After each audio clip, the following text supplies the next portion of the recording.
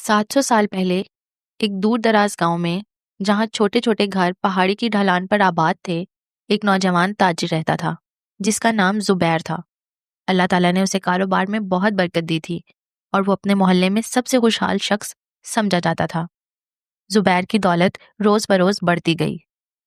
पहले इसकी एक छोटी सी दुकान थी, फिर एक बड़ी दुकान आ गई और फिर कई दुकानें हो गईं। इसके पास सोना, चांदी, कीमती कपड़े और तिजारती सामान रखा रहता। लोग इसकी कामयाबी देखकर हैरान होते और इसे खुशनसीब कहते। एक वक्त था जब जुबैर पांचों नमाजें मस्जिद में पढ़ता, गरीबों की मदद करता, यतीमों को खाना खिलाने और हर मोहताज की हाजत पूरी करने के लिए आगे बढ़ता। लोग इसकी सखावत और नेक दिली की वजह से उसे इज्जत देते थे। लेकिन जैसे जैसे जुबैर की दौलत बढ़ी, उसकी इबादत में कमी आने लगी। पहले वो फजर की नमाज मस्जिद जाना छोड़ बैठा, फिर जोहर, फिर असर, आखिरकार नमाज पढ़ना इसके लिए एक रस्म रह गया जो वो कभी कभार ही अदा करता। इसके रवैये में भी तब्दीली आ गई थी। वो गरीबों को देखकर मुंह फेर लेता, सवाल करने वालों को डांटता और अपने मुलाजमीन के साथ सख्ती से पेश आता। लोग कहते, जुबैर की दौलत बड़ी है मगर दिल छोटा हो गया है। लेकिन ये बात जुबैर के कानों तक नहीं पहुंचती। एक दिन एक बूढ़ा मुसाफिर जुबैर की दुकान पर आया। इसके कपड़े पुराने थे और चेहरा थका हुआ था।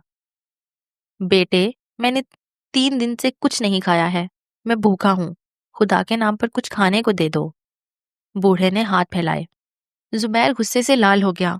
मैं तुम जैसे भिखारियों को कुछ नहीं देता, मैंने अपनी दौलत मेहनत से कमाई है। तुम भी मेहनत करो, अल्लाह ने मुझे दौलत दी है क्योंकि इसका हकदार हूं मैं। यहाँ से चले जाओ, वरना मैं अपने नौकरों को बुलाऊंगा और वो तुम्हें मार मार के यहाँ से भगाएंगे। बूढ़े की आंखों में आंसू आ गए, मगर उसकी निगाह में एक अजीब चमक थी। बेटे, अल्लाह की नेमत का शुक्र अदा करो। जो अल्लाह देता है वो ले भी सकता है। तुम्हारी आजमाइश हो रही है और तुम नाकाम हो रहे हो। जुबैर ने मुस्कुराकर कहा, मेरी क्या आजमाइश? मेरे पास सब कुछ है, सोना, चांदी, इज्जत, दौलत। मैंने ये सब अपनी मेहनत से हासिल किया है, किसी का एहसान नहीं है मुझ पर। अब जाओ यहाँ से। जुबैर ने बूढ़े को धक्के देकर बाहर निकाल दिया। उस रात जुबैर को ख्वाब में एक अजीब आवाज सुनाई दी। जुबैर, तुम्हें 3 दिन की मोहलत है, या तो अपनी नाशुक्री से तौबा करो या फिर सब कुछ खो दो। जुबैर पसीने में भीगा हुआ जाग उठा। बाहर आसमान पर काले बादल छाए हुए थे और कहीं दूर बिजली कड़की। सुबह होते ही जुबैर ने ख्वाब को महज ख्वाब समझकर नजरअंदाज कर दिया। ये सब वहम है। रोज की तरह वो अपनी दुकान की तरफ चल पड़ा। आसमान साफ था, लेकिन हवा में एक अजीब सनसनी थी, जैसे फितरत कुछ कहना चाहती हो। दुकान पर पहुंचते ही जुबैर ने देखा कि इसका सबसे बड़ा गाहक, शहर का अमीर ताजिर सलमान, इसका इंतजार कर रहा था। इसका चेहरा संजीदा था। जुबैर, मैं अपना सारा सामान वापस ले जा रहा हूँ। मुझे मालूम हुआ है कि तुम लोगों को बेईमानी से लूटते हो। जुबैर के माथे पर पसीना आ गया। ये झूठ है, वो चीखा, लेकिन सलमान ने बात सुनने से इनकार कर दिया और अपना सारा सामान वापस ले गया। इसी दिन दूसरे कई बड़े गाहक भी अपना सामान वापस ले गए। जुबैर के कारोबार को पहला झटका लगा। शाम तक जुबैर के पास आने वाले ग्राहकों की तादाद आधी रह गई। गांव में अफवाहें फैल गईं कि जुबैर के सामान में मिलावट है और वो नाप तोल में धोखा देता है। जुबैर हैरान था कि ये सब अचानक कैसे हो गया। घर वापस जाते हुए जुबैर की मुलाकात इसी बूढ़े से हुई जिसे इसने कल भगाया था। अब बूढ़े ने साफ सुथरे कपड़े पहने थे और चेहरा नौरानी लग रहा था। बेटे, अभी भी वक्त है, अल्लाह की नेमतों का शुक्र अदा करो और अपने आप पर गरूर करना छोड़ दो। जुबैर ने गुस्से में कहा, तुम ही हो जिसने मेरे खिलाफ अफवाहें फैलाई हैं, मेरी बदनामी कराई है तुमने। बूढ़े ने आहिस्ता से सर हिलाया। जुबैर, यह आजमाइश है, अल्लाह तुम्हें याद दिला रहा है कि यह सब इसी की अता है। अभी भी 2 दिन बाकी हैं। जुबैर सोचने लगा, क्या वाकई ये कोई निशानी था? क्या इसका कारोबार अल्लाह की वजह से चल रहा था? ना कि सिर्फ इसकी मेहनत से। लेकिन फिर भी इसके अंदर का गरूर जाग उठा। नहीं, मैं किसी के आगे नहीं झुकूंगा। अगली सुबह जुबैर दुकान पर पहुंचा तो देखा कि रात कुछ चोरी हुई थी। इसका आधा सामान गायब था। नौकरों ने बताया कि चोर आए थे और कहीं से भी कोई आवाज नहीं हुई। जुबैर बैठकर रोने लगा। اتنی محنت سے کمایا مال ایک رات میں غائب ہو گیا۔ اسی دن دوپہر کو شہر کا محتسب آیا۔ زبیر، ہمیں شکایت ملی ہے تم نے ٹیکس چھپایا ہے، فوراً جرمانہ ادا کرو ورنہ دکان سیل کر دی جائے گی۔ زبیر نے گھبرا کر اپنی باقی بچی دولت کا بیشتر حصہ جرمانے میں دے دیا۔ رات کو زبیر اپنے گھر کے صحن میں بیٹھا تارے دیکھ رہا تھا۔ اس کی آنکھوں میں آنسو تھے۔ اچانک آسمان پر بادل چھا گئے اور تیز ہوا چلنے لگی۔ وہی آواز پھر سنائی دی، زبیر، آخری دن آ گیا ہے، کل سورج غروب ہونے تک تمہارا فیصلہ ہونا چاہیے۔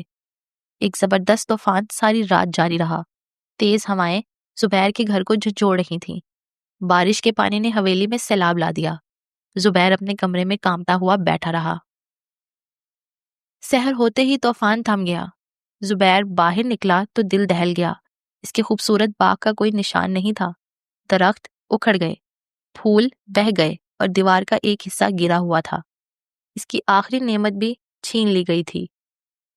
یہ سب میرے ساتھ ہی کیوں ہو رہا ہے؟ زبیر نے آسمان کی طرف دیکھ کر چیخا۔ اس کے ذہن میں بوڑھے کی باتیں، خواب کی آواز اور پچھلے 2 دن کے حادثات گھوم رہے تھے۔ زبیر نے فیصلہ کیا کہ دکان جائے، شاید ابھی کچھ بچایا جا سکے۔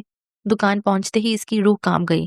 دکان طوفان میں بہہ چکی تھی اور بارش نے باقی سامان تباہ کر دیا تھا۔ جو بچا وہ بھی ضائع ہو گیا۔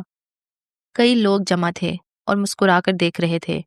دیکھو مغرور زبیر کا انجام، اللہ کی نعمت کی قدر نہیں کی، اب دیکھو سب کچھ چھن گیا۔ زبیر نے خود سے کہا، کیا میں واقعی اتنا غلط تھا؟ اللہ نے مجھے سب کچھ دیا تھا اور میں نے شکر ادا کرنے کی بجائے سب کچھ اپنا سمجھ لیا۔ شام تک زبیر گھر واپس آیا تو گاؤں کے کچھ لوگ اس کے گھر کے سامنے جمع تھے۔ یہاں سے چلے جاؤ زبیر، تمہارے لالچ اور بے ایمانی کی وجہ سے ہمارے بچے بھوکے ہیں۔ زبیر نے پوچھا، میں نے کسی کا کیا بگاڑا ہے؟ تم نے غریبوں کا حق چھینا، زکوٰۃ نہیں دی، لوگوں سے لوٹ کھسوٹ کی، اب تم ہمارے گاؤں میں نہیں رہ سکتے۔ زبیر بھاگا، لیکن اسے اپنے ہی گھر میں سے بے دخل کر دیا گیا۔ سورج غروب ہونے والا تھا۔ زبیر گاؤں سے باہر ایک درخت کے نیچے بیٹھا، بھوکا، پیاسا اور بے گھر۔ اس کی سب کچھ چھین لیا، عزت، دولت، گھر، کاروبار۔ اس کی آنکھیں آسمان کی طرف اٹھائیں اور پہلی بار دل سے خالص دعا کی۔ لیکن اصل امتحان ابھی باقی تھا۔ تاریکی گہری ہوتی گئی۔ زبیر درخت کے نیچے بیٹھا رہا، جسم بھوک اور تھکن سے کمزور ہو چکا تھا۔ یا اللہ، میں کیا کروں؟ وہ رویا۔ زبیر نے اپنی زندگی پر نظر ڈالی۔ کیسے وہ ایک غریب لڑکا تھا، اللہ نے اسے کامیابی دی، لوگ اس کی عزت کرتے تھے۔ اس نے اپنی کامیابی کو اپنا حق سمجھ لیا۔ میں نے اللہ کی نعمتوں کا شکر ادا کبھی نہیں کیا۔ اسے وہ بوڑھا یاد آیا جسے اس نے بھگایا تھا۔ اس کا دل شرمندگی سے بھر گیا۔ میں کیسا انسان ہوں؟ اس نے خود سے سوال کیا۔ زبیر نے اپنا گھر یاد کیا جہاں کھانا ضائع ہوتا تھا، نوکر اس کے حکم کا انتظار کرتے تھے، اور آج وہ زمین پر بیٹھا تھا جیسے ایک بھکاری، آنکھوں میں آنسو، دل میں ندامت۔ اچانک اسے سمجھ آیا کہ اللہ اسے سکھا رہا تھا کہ ہر نعمت صرف اللہ کی عطا ہے۔ زبیر نے آسمان کی طرف دیکھا اور کہا، یا اللہ، میں ناشکرا رہا، مجھے معاف کر دے۔ زبیر نے محسوس کیا کہ اس کی زندگی میں پیسہ اور دولت سب کچھ نہیں تھے۔ اصل دولت ایمان، شکر گزاری اور خدمت خلق تھی۔ اس نے فیصلہ کیا کہ اگر اللہ اسے ایک اور موقع دے تو وہ اپنی زندگی اللہ کی راہ میں گزارے گا۔ زبیر کی دعا میں خلوص تھا، آنسو پاک تھے، اور دل میں پہلی بار حقیقی ندامت تھی۔ اسی وقت وہ بوڑھا واپس آیا، ہاتھ میں روٹی اور پانی کا مشق تھا۔ بیٹے، کھانا کھا لو۔ زبیر نے روتے ہوئے کہا، میں وہی کر رہا ہوں جو تمہیں کرنا چاہیے تھا۔ بوڑھے نے مسکرا کر کہا، جب ہم اللہ کی مخلوق کی مدد کرتے ہیں تو اللہ ہماری مدد کرتا ہے۔